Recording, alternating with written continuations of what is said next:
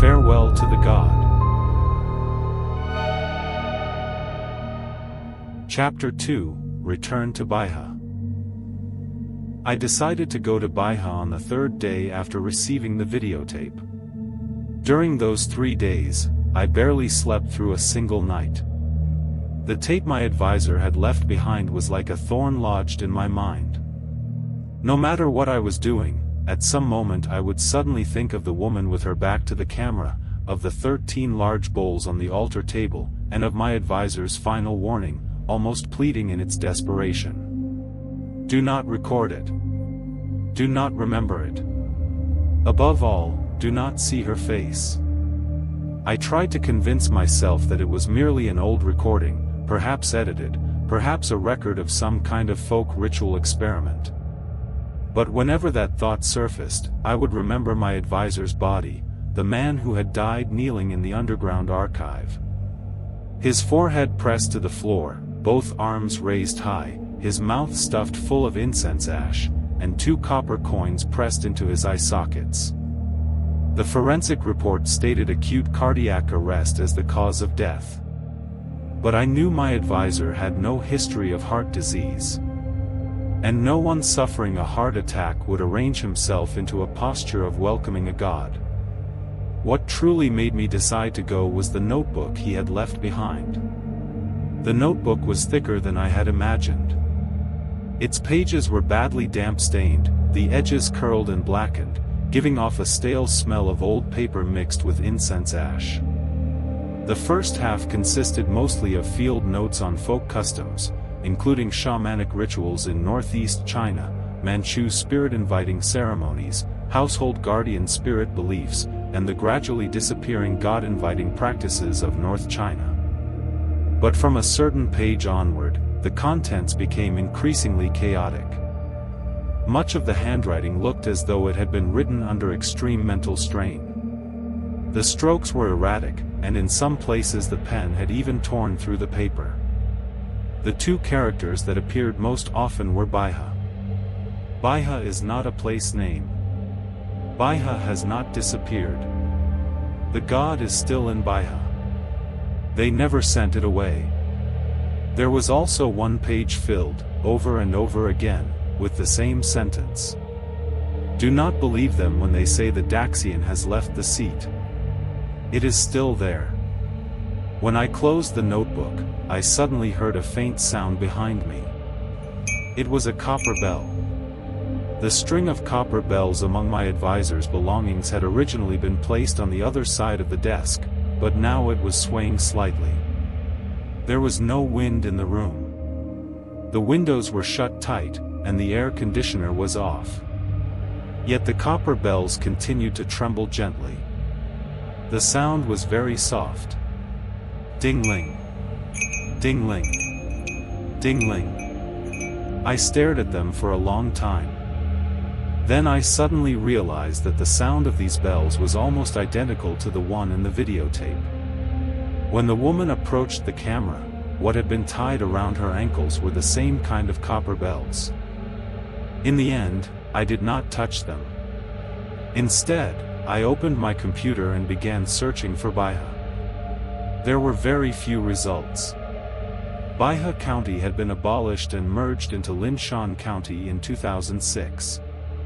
It had a population of more than 37,000, mainly Han Chinese and Manchu residents.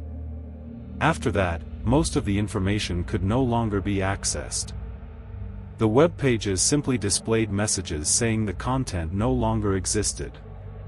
Then I searched for Daxian Hall. The search engine paused for a few seconds before producing an old local forum that had long since become inactive. The post was published in 2007, with a very simple title. Does anyone know about Baihe Daxian Hall?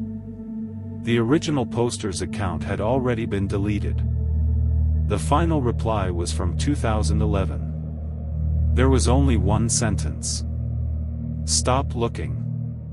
It has already been sent away. There was no explanation beneath it. No follow-up. It was like a conversation that had been abruptly cut off. At the bottom of the post, there was also a blurry photograph, seemingly taken by an old mobile phone. In the photo, the courtyard was dilapidated. Yellow ritual banners hung beneath the door beam, and an altar table had been placed in the middle of the yard. I recognized the place almost immediately. It was the courtyard from the videotape. I tried to enlarge the photo. The image was already damaged, its pixels badly distorted, but I could still faintly make out 13 large bowls placed on the altar table. One of them was full. The next afternoon, I booked a ticket to Linshan. In the final month before his death, my advisor had disappeared for 17 days. Where he had gone during those 17 days, whom he had met, and why he had died in that posture, perhaps all the answers were hidden in Baihe. By November, the North China Plain had already entered deep winter. The train passed through vast stretches of barren farmland. The earth had taken on a damp, cold gray-black color, and in the distance I could occasionally see corn stalks bent crooked by the wind. Villages were scattered at the far end of the plains. Many of the houses had been abandoned, though faded slogans still remained on the walls. Crack down severely on feudal superstition. Prohibit illegal gatherings. After years of wind and rain, the words had long since become mottled and unclear. Yet they gave me a strange feeling. As though they were not warnings, but reminders to those who came later that something had once happened here. At 4 o'clock in the evening, the train arrived in Linshan. The sky had already darkened. At the bus station, there was only one minibus heading in the direction of Baihe. The driver looked to be in his 50s and wore an old cotton hat. When he heard that I wanted to go to Baihe, he paused noticeably. "Baihe?" he said, looking at me. "Not many people go there anymore." I said I was going to look for someone. The driver smiled. "The young ones have all left.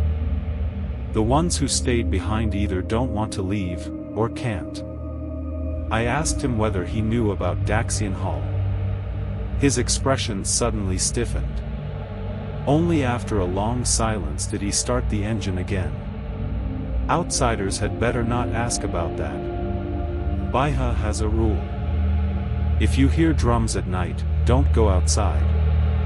If someone calls your name, don't answer. And one more thing." He looked at me through the rearview mirror, his voice dropping very low. "If you see a household with yellow banners hanging outside, do not go in." I asked why. The driver was silent for a while. "Because they may still be inviting the god." The bus drove out of the county town, and the road gradually narrowed. Low hills began to appear on both sides. The sun had completely set, leaving only the last dark red glow spread across the snow-stained ground. It was then that I suddenly saw a rusted road sign standing by the roadside. Black characters on a white background read, "Welcome to Baihe Town." And beneath that line, someone had rewritten a sentence in red paint. The characters were crooked, as though they had been hastily smeared there in the middle of the night. "Invite the god for 3 days, spend a lifetime sending it away." The driver did not slow down. He merely gripped the steering wheel and said softly, "We're here." I looked ahead through the window. Baihe town at dusk was unnaturally quiet. There were no pedestrians on the streets. In front of every household hung white lanterns. When the wind blew, the lanterns swayed gently, as if nodding, or as if waiting for someone to return. And on every one of those lanterns was written the same character. Morning. Chapter 2 complete. Thank you for joining this journey. If you enjoy dark mystery stories like this, don't forget to subscribe. Chapter 3 begins soon.